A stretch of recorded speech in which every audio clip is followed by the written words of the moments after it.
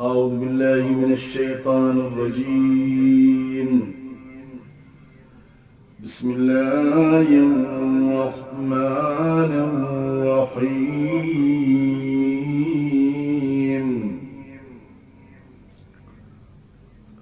الرحمن علم القرآن خلق الإنسان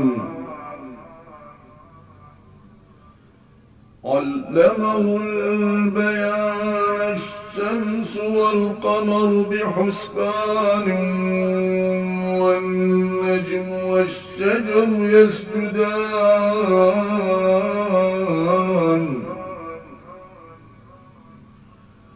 والسماء وفرها ووضع الميزان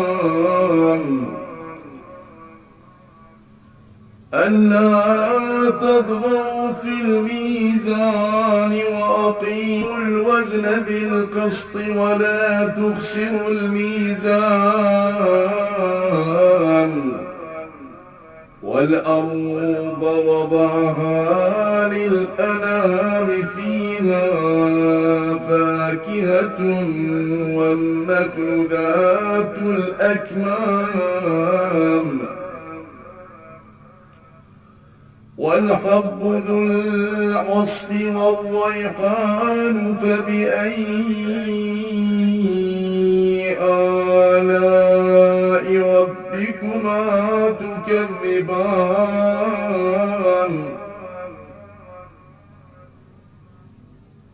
خلق الإنسان من صلصال كالفخار وخلق الجان من مارج من نار فبأي آلاء ربكما تكذبان رب المشرقين ورب المغربين فبأي آلاء ربكما تكذبان مرج البحرين يلتقيان بينهما برزخ لا يبغيان فبأي آلاء ربكما تكذبان يخرج منهما اللؤلؤ والمرجان فبأي آلاء ربكما تكذبان وله الجوار المنشآت في البحر كالأعلام فبأي آلاء ربكما تكذبان كل من عليها فان ويبقى وجه ربك ذو الجلال والإكرام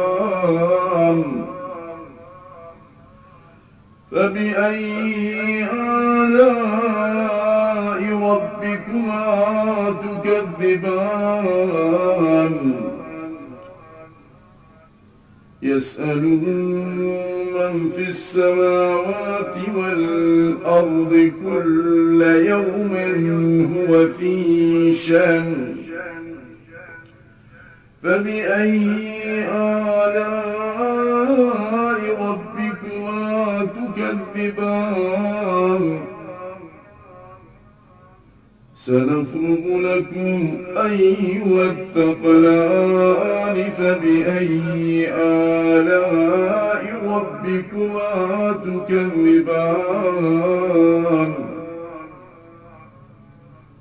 يا معشر الجن والإنس إن استطعتم أن تنفذوا من أقطار السماوات والأرض فانفذوا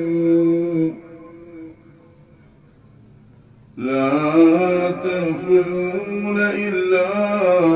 بسلطان فبأي آلاء ربكما تكذبان